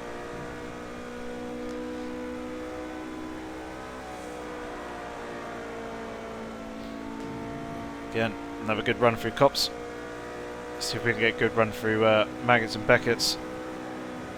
Just riding the curve quite nicely, looking up the apex there quite nicely, and then also again coming out through the exit. That was a good smooth run through there, using all the available downforce on the car. Just being nice and smooth, trying not to upset the car and the airflow going over it. Try and keep that airflow nicely attached to maximise the grip.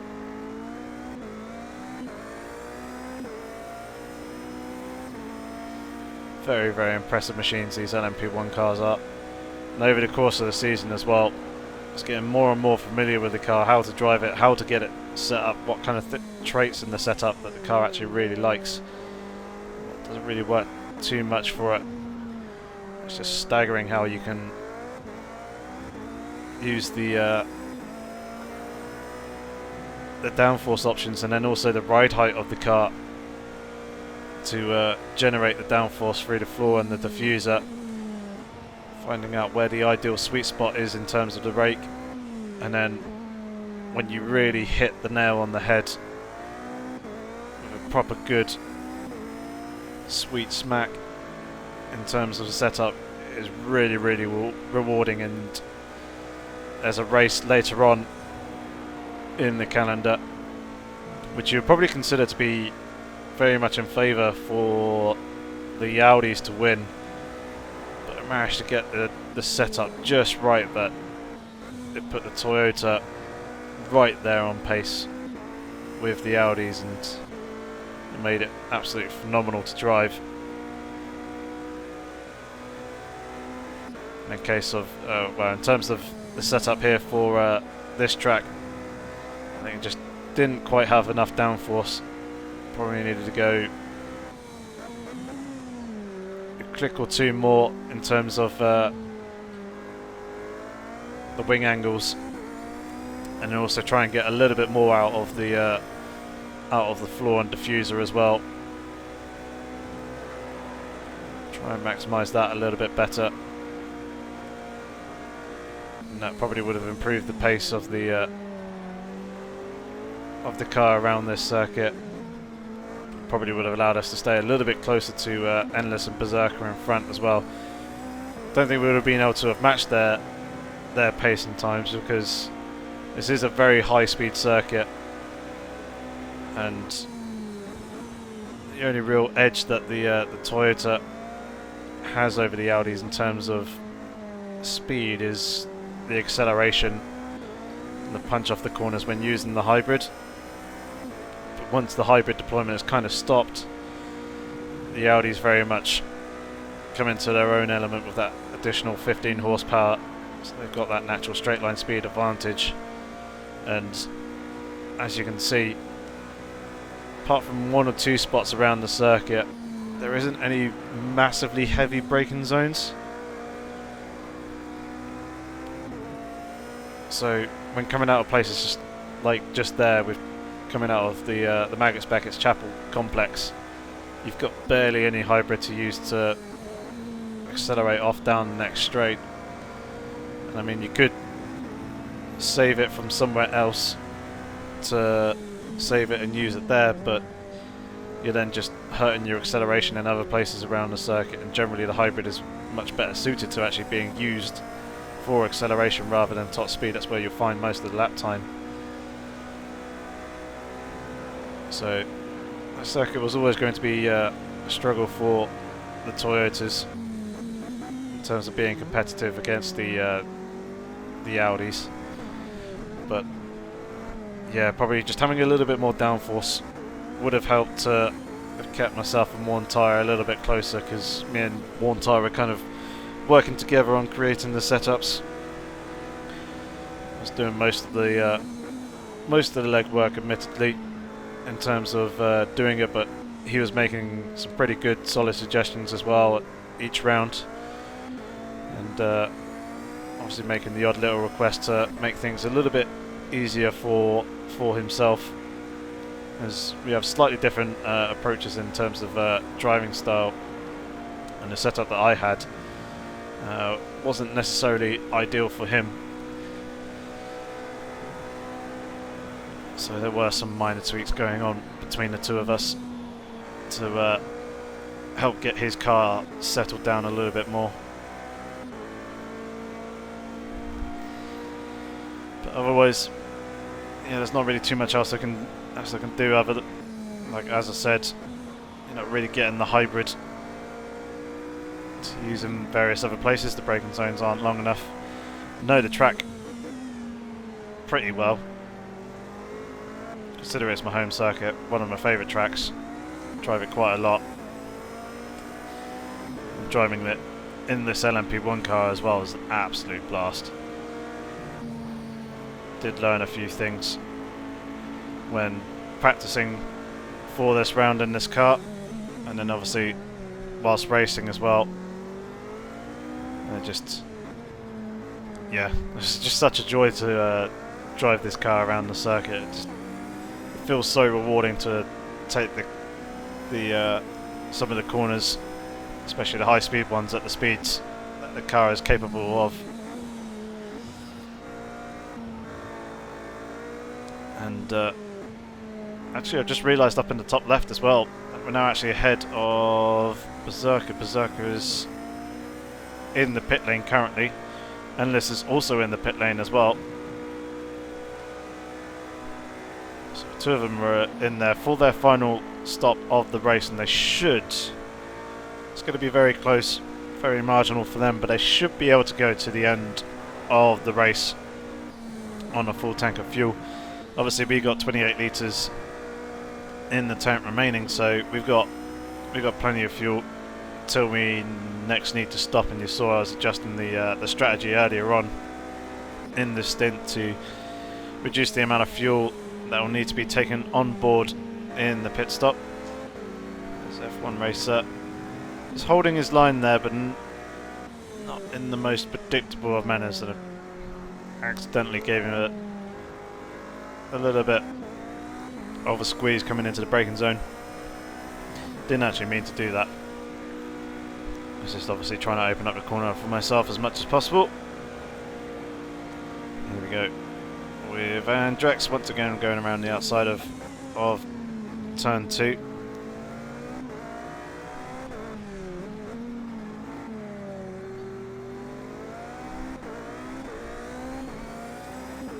So, we got some more changes in terms of the time penalties. Endless is now on 3 seconds from his previous 2. Worn tyre has now gone up to 5 seconds from his previous 4. So a few changes there, which could potentially play a part later on in the race. I mean, I don't think we're going to get anywhere close to Endless up in front, although he is only 4 seconds off up the road. But obviously he's made his pit stop. And Berserker, well, he's 47's off the back, 47's off down the road, as we've got a spinning Porsche up in front of us. Just about managing to avoid that one. Had to go on the brakes a little bit, slow the car down. I was able to go around the outside there, avoid making contact and dodge that spinning car. But yeah, Berserkers will come back past us once again when I come in for my pit stop. I've oversteered that. Managing to gather that back up. And there is Endless in front of us, I believe. Actually, no, it's the next car beyond him. No, that was Endless up in front. It was just an LMP1 car in the pit lane.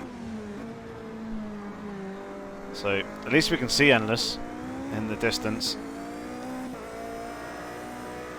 But yeah, we'll be hard pressed to actually close up the gap to him and be able to do anything when it comes to later on in the race as well. As once again the rear of the car ends up breaking free, coming through Brooklands. Just about managing to stop it from going into a good half spin that kept it on the track, able to recover fairly quickly, but that's gone and cost me a good 3, maybe 4 seconds or so. And now, just for good measure, we've got a GTE who we pass relatively quickly, but the LMP1 car that we passed in the pit lane is now there directly in front of us.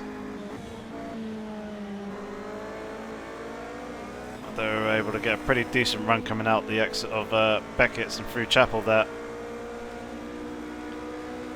You can see through the early part of Beckett's, the left-hander going through 2 corners.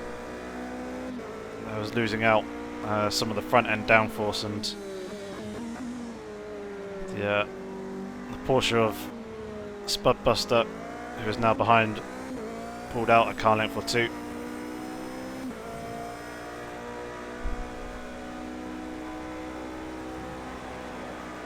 Just catching the curve ever so slightly on the outside there, which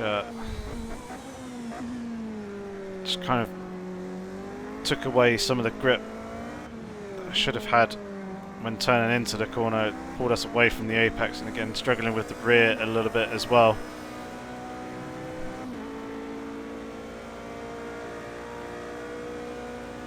Just double checking there, the traction control slip, didn't actually change it, just having a look. Happy with leaving it on 11. I was half wondering there why the rear was trying to break away free. Still got plenty of tyre life left in them, as indicated up in the top right hand corner. They're not hot, as you can see. Just taking a quick look at the tyre temperatures on that display.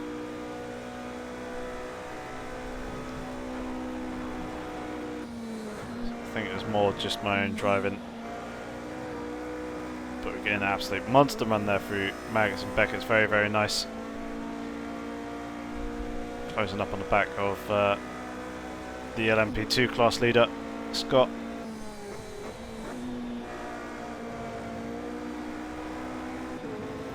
We're running a little bit wide there as we kind of caught a little bit of the dirty air coming off the back of the LMP2 car. Managing to clear the slowdown warning though before F.O.O.L, catching the curve on the outside, just unsettling the car in the traction zone. Going for the move down the inside, a little bit risky that. If I didn't have that slight mishap coming through the penultimate turn and into the final corner, it would have been a lot closer, and that move would have been a lot safer. Would have been done much earlier on the start-finish straight. But yeah, I kind of ended up committing to the move, and then it got to a point where it was too late to back out, even though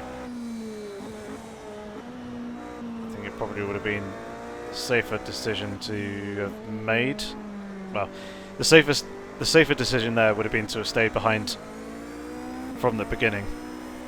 But yeah, it got to a point where I was already going for it, and I kind of realised this is actually going to be really tight. This is going to be detrimental to the both of us.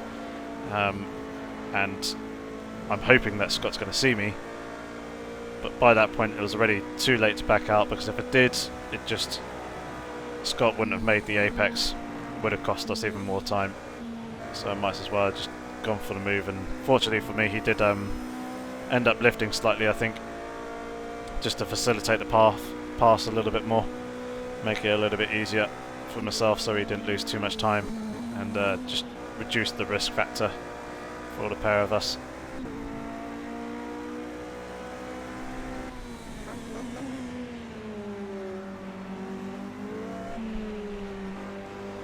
So here is that LMP2 Marek again. No one really ran it apart from Crop in the season. He was the only driver to do so, otherwise everyone else pretty much used the Ligier with the Nissan engine. I think there may have been one or two Judd's and Honda engined versions of the Ligier MP2 car as well, just to mix it up a little bit, but the Nissan was always the one that was going to be coming out on top.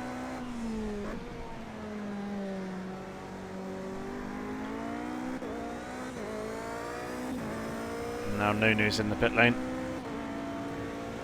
So coming up to the Corvette. Darwood going for the pass, coming into Cup's corner. Didn't really affect him. He was still on the ideal line, but made the corner slightly tighter for myself, but lose less time doing that than I would if I had stayed behind him, and then managing to slip past Smolder pretty quickly as we're coming into the left-hander of Beckett's.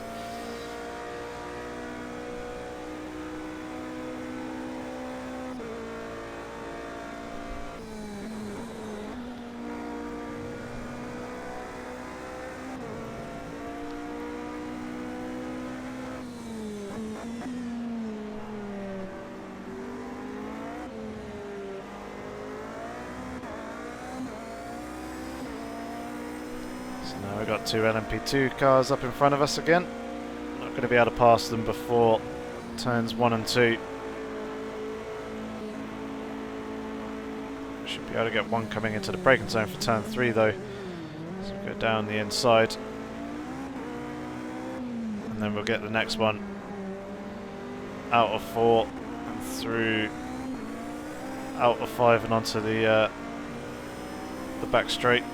The Wellington straight coming down towards Brooklands. Hopefully this time we can avoid losing the rear of the car, even though we have a GTE here in front of us who's gone deep and yeah, ended up making contact there with him. Just kind of completely misjudged that one. So he was very much there on the outside, and that's actually given me a little bit of damage as well. Now I've got one damage to the front of the car. Apologise to Leon for that one. I think he just outbraked himself a little bit, and then I kind of outbraked myself slightly as well, and just the lines that the two of us were making just kind of converged on the same point, really.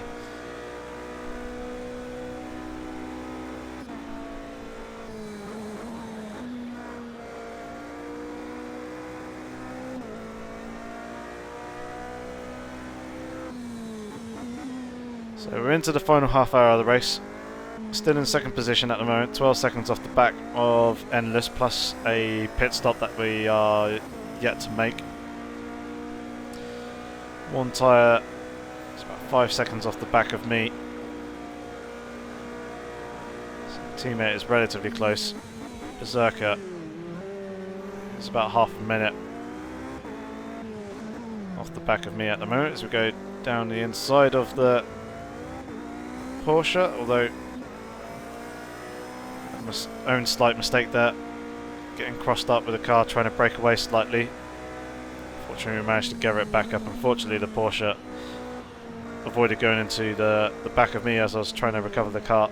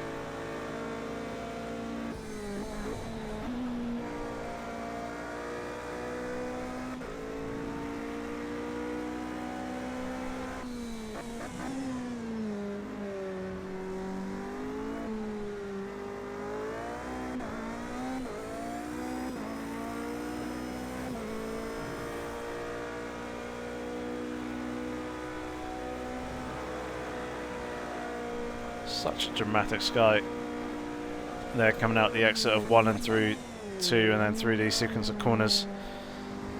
Such a great colour palette as well. You can see the variation of clouds at various different heights. Obviously those full of colour are very high up in the sky, whereas those who are very much in shadow, like those grey clouds there in front of us, much closer down to the ground, therefore aren't getting lit by direct sunlight, as it were.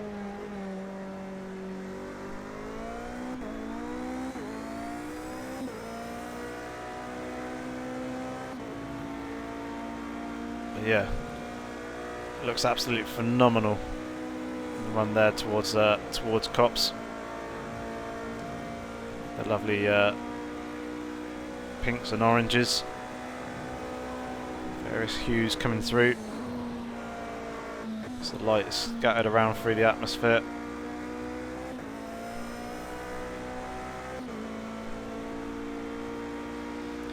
Here we go, just double checking the strategy once again, making sure got the fuel set to the right amount for the stop. Just taking 2 extra litres more than what I actually need, just to make sure that I've got a little bit of a buffer to go the extra lap if anything was to happen. But you can tell when you're going to be putting enough fuel in the car, because if you don't have enough fuel, it ends up turning red. But, yeah, I know that with that, we're easily going to be taking enough for the remainder of the race, and then just that extra little safety buffer. So it's always better to be safe rather than sorry.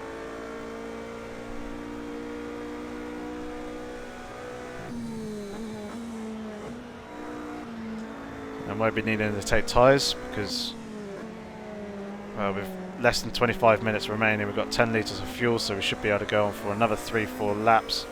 That'll probably bring the timer down quite easily underneath the 20-minute mark, so just over 15 minutes of racing to go. Got plenty of life left in the tyres, as indicated up in the top right hand corner.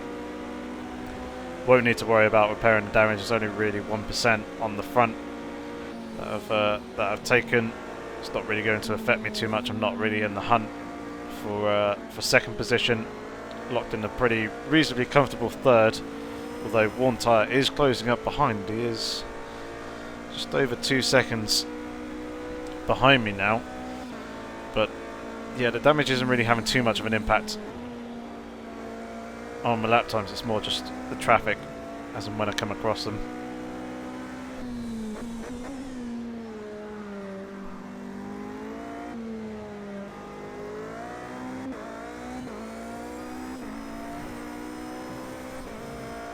So all I really need to do now is just avoid making any silly mistakes. Just try and keep my nose clean for the remainder of the race. I should be able to come away with the final spot on the podium, which I'd be pretty pleased with. Help me in terms of the championship. Still got quite a long way to go yet. So this is only round 4. I've missed one round already. So I want to minimise the damage where possible and try and pick up as many points as I possibly can.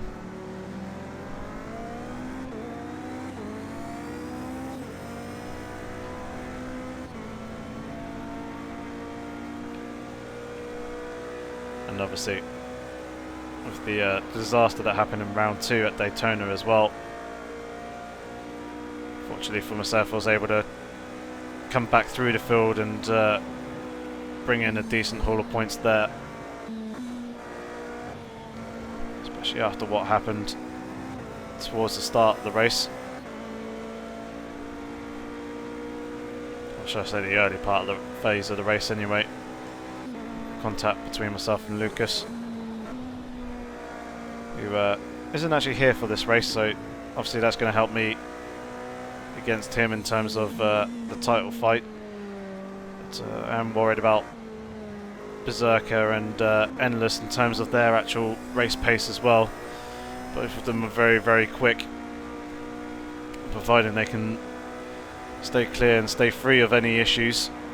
They're going to be bringing in a good haul of points each time, and they're also actually teammates as well, so you need to think of that in terms of the manufacturers championship, or should I say the team championship, as it is me and One Tyre versus Endless and Berserker.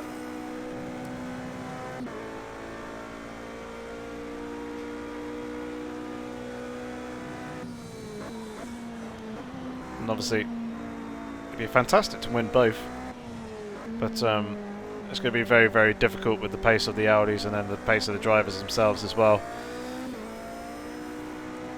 The calendar's very much in the Audi's favour in terms of quite a few power tracks. There are a couple of races in there as well, which are going to be very much kind of borderline when it comes to race strategy and the fuel loads. There's a couple of races where we might be able to do one less stop than they do.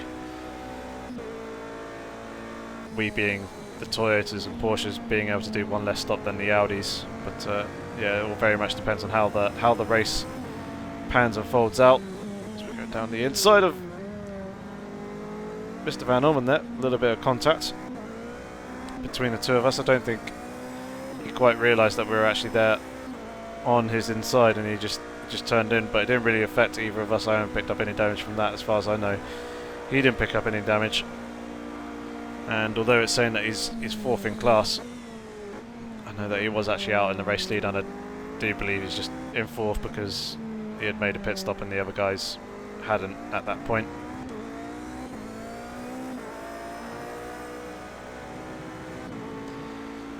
So continue we go, onward we press. Less than 5 litres of fuel in the tank, hence the actual the red lights that have appeared on the steering wheel.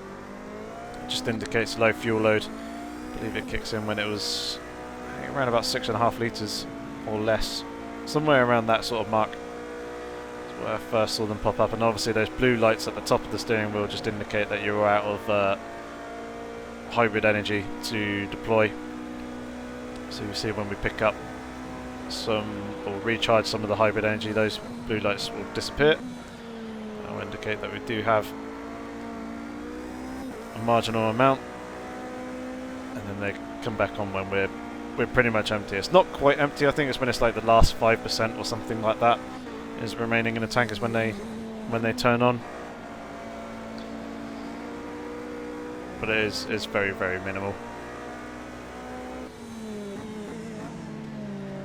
So getting caught up behind TPW, very, very close to the back of him, but avoided making contact there. Alacantara has gone into the pit lane to make his pit stop. He's now actually on a 10-second penalty as well. It could potentially help and aid us if he does manage to pass. And I've actually got an LMP2 car here on my left-hand side who's thought was going to give up the track position, and let us through, but in the end didn't. Just a little quick flash of the lights there, just to say that I wasn't too overly best pleased and best happy about that. Fortunately, with the TrackIR, I'm able to look around the cockpit, and when I saw that his headlights were still alongside mine, I was able to look over and see where he was in relation to me, and he was very much there. So yeah, quite fortunate in that sense, and that's definitely one of the perks of having the TrackIR, is being able to look around and see where other cars are around you, just to get yourself that extra bit of situational awareness.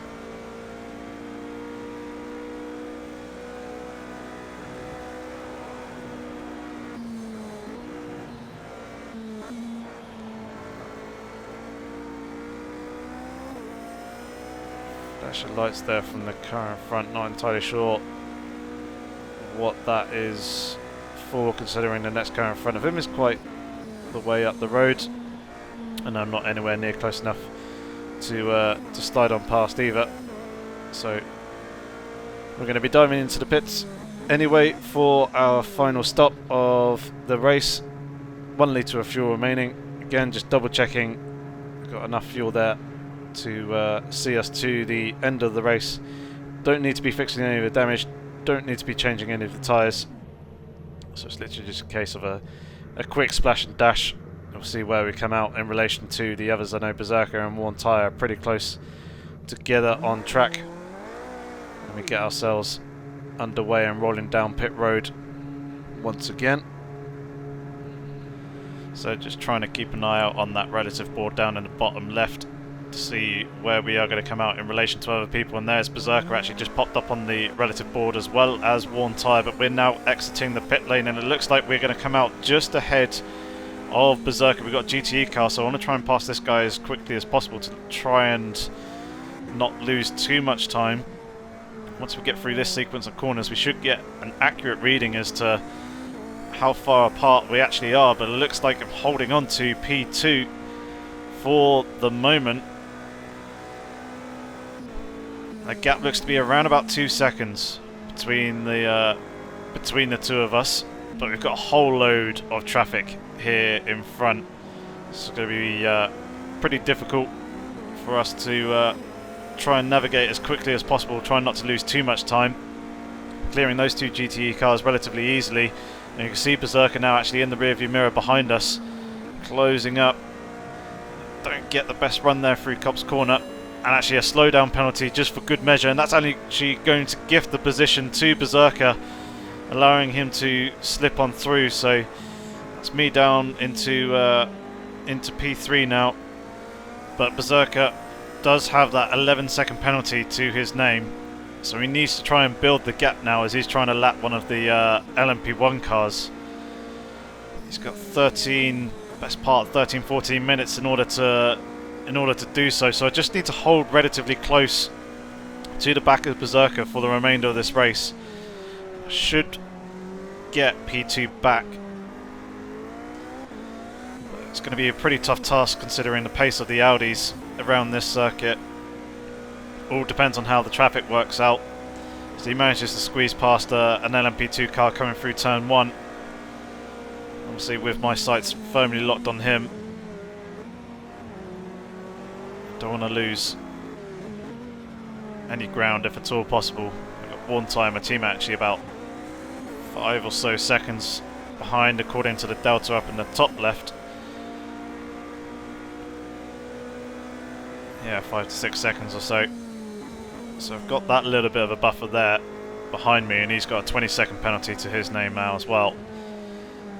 Obviously we don't need to make any more pit stops in the race, but car getting very sideways there as they're trying to get on the throttle coming out through Luffield. You can see that gap that Berserker has already started to eke out on me. He's got a few seconds in hand. He'll obviously be looking to try and bang in the lap times that he needs in order to get that gap to over 11 seconds to retain that second position. So the pressure's on for both of us.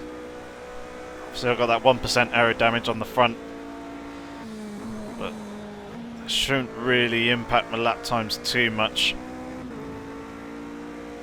Just need to clear this traffic quickly and effectively. But we're going to get caught up behind Andrex coming through the last few turns there. Now we'll be able to slip on past using the hybrid for the very final corner, but that is going to cost me a good chunk of time that Berserker will have wanted and will be needing. So the pendulum is now swinging in his favour, and the pressure is very much coming on towards me to try and close some of that gap back down again, but all race haven't had the pace that the Audis have. They've just looked and been much quicker than myself. I haven't been 100% comfortable with the car either, due to the time acceleration being incorrect and me setting up the car for different conditions to what we're actually racing in currently. As the sun still hasn't actually come up over above the horizon. It's getting there, it's getting closer. The sky is getting lighter, and you can see it's now kind of got a more peachy sort of colour over in and around where the sun will actually be creeping up, but it hasn't actually reached that point as of yet.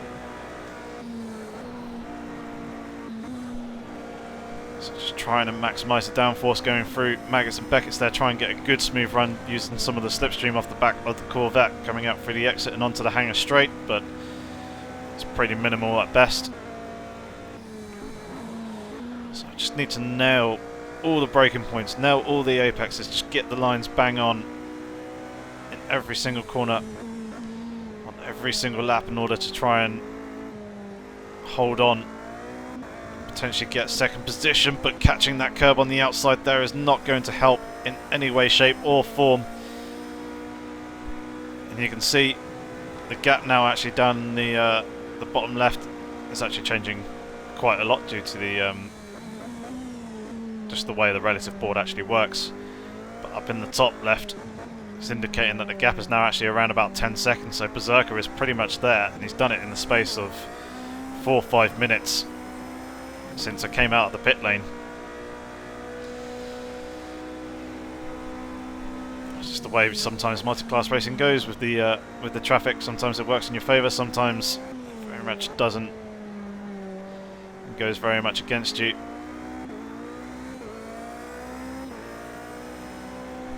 Still just trying to put in the qualifying laps, because the race still isn't over yet. Still got 9.5 minutes to go. Anything can happen in that time. You can make a major mistake, potentially spin,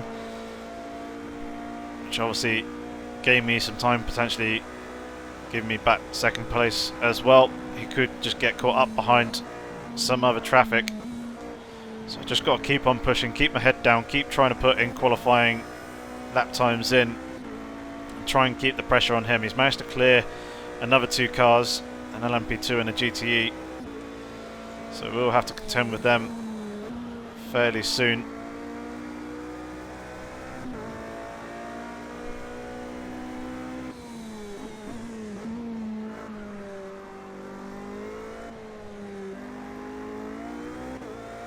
Bit neater this time coming into the final corner, didn't catch that curb on the outside.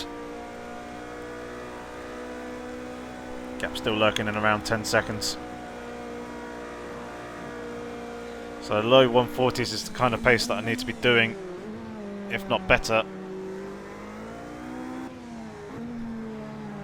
So catching up Bo relatively quickly, using the hybrid coming off of turn 4 there, through the loop, down through entry, and now onto the Wellington straight. Didn't really get held up there by Bo, which is pretty good. There's a little bit of oversteer out on the exit, so this getting the traction down wasn't quite the smoothest, but at least they didn't actually have to hesitate on getting on the accelerator or getting onto the hybrid boost.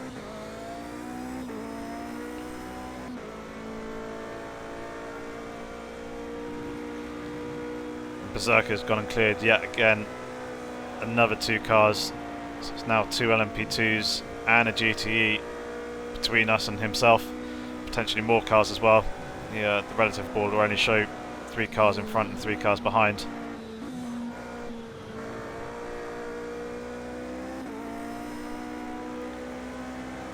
Here's one of those cars now, nice and easy. Don't have to worry and concern myself there with having to try and pass that LMP2 in and around the corner anywhere.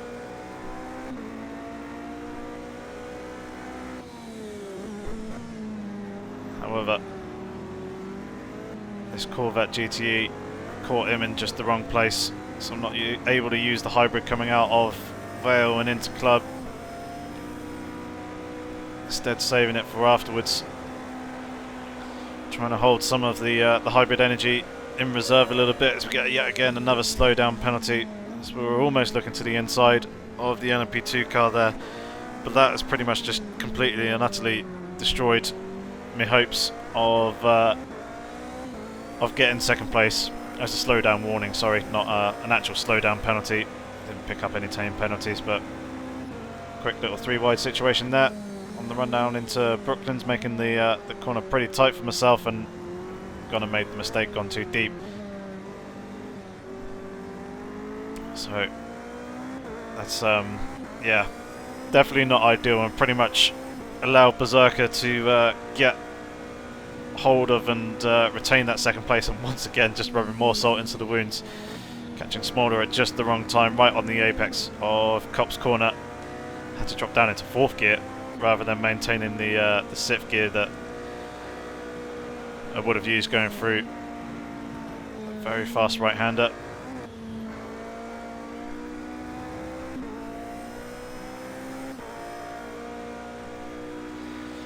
But even still, the final step on the podium isn't a bad result. I'd be fairly happy with that, considering how the race pace of the Toyota around this circuit with the setup that I had and the incorrect time acceleration settings. It seems like pretty much every car that I come across now is going against me in terms of the ebbs and flow of multi-class racing. And well, at least we're managing to get past that GT, although making it fairly tight for myself coming into Village Corner.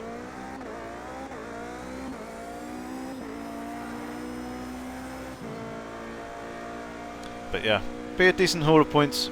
I'll be reasonably happy with the 6 points that I get here in this race. It'll allow me to just kind of cement myself in the driver standings a little bit more. And obviously it'd be pretty good points for myself and Worn Tyre for the team championship standings as well. Well, obviously both Endless and Berserker are in Audi Sport South Wales. Currently they're MP2 in the team championship standings. They're 7 points behind us at the moment, and they will close up as they'll outscore us here with a first and second position, which will get them 18 points, and then Worn Tyre and myself scoring 6 of 5 points, which will obviously give us 11. Difference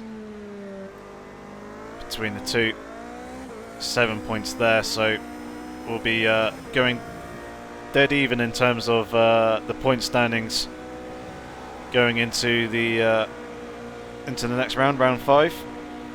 But I do believe also that actually be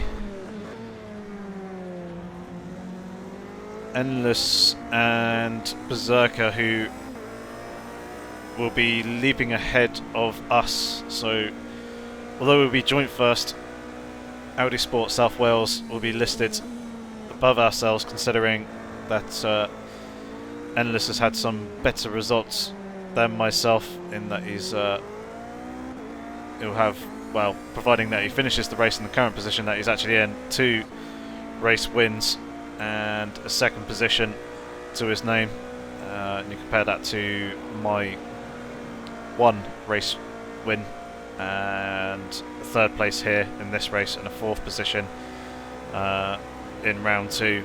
He also got a 2nd back in Monza, and yeah, a DNF in round 2. So his higher positions and more race wins will put Audi Sport South Wales up above myself. So we've got a slightly interesting situation here with an LMP2 and an LMP1 car. A little bit of contact there with Sketchy. He was still there on the outside. I was kind of expecting him being out that wide to lift and let me go through and kind of form up behind me, but he actually kind of lurked and stayed there. Accelerated out off the corner. But yeah, going dead even into round 5 certainly makes the championship very, very interesting in terms of the team championship.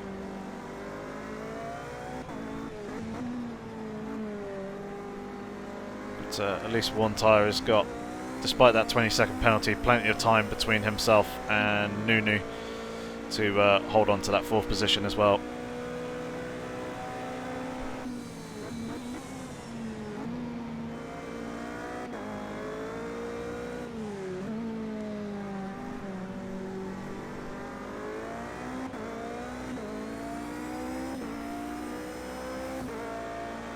I do believe this is actually Nunu that we're coming up onto the back of now.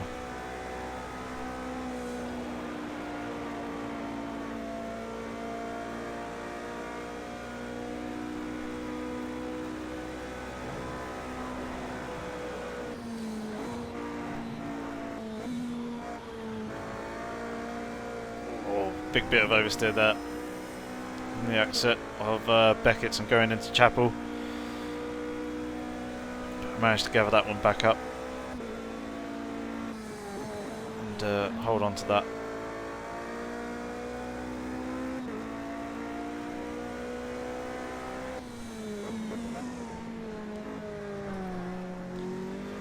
We come through the last set of corners for the penultimate time, crossing the start finish line.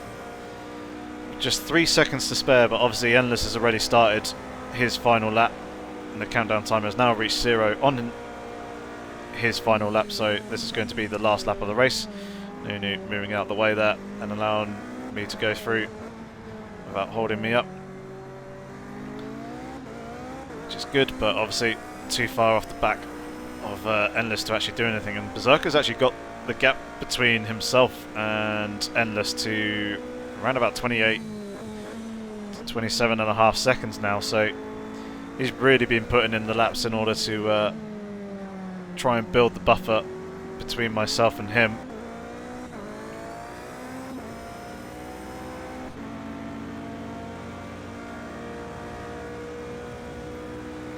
And there we go, Endless has now crossed the start finish line. Berserker will be coming across the line in about 20 odd seconds time, and then will be the next to come home in 3rd place, providing I obviously can keep it facing in the right direction around the circuit. But yeah, I'm not planning on making any stupid, silly, risky moves. We've got just about enough fuel to make it to the end as well. As you can see, 1.6 litres currently as we're coming into Vale. And then coming into Club Corner for the final time and across the line to take 3rd position. We've got a couple of guys there just celebrating as well, doing donuts and smashing each other up. But yeah, 3rd position, reasonably happy with that in that race. All things considered, obviously decent points for Warn York Racing, and hopefully in round 5 we'll have a much better race, Spa-Francorchamps. So yeah, make sure you hit that subscribe button so you won't miss out on any future content, and you won't miss out on that race when it comes and goes live up on the channel. If you enjoyed the video, give it a thumbs up. If you have any comments or questions, feel free to leave them down in the comment section below. But otherwise, thank you very much for watching round 4 of the AOR Endurance League from Season 4. I've been Yorkie065. Until the next time, have fun, stay safe, and take care.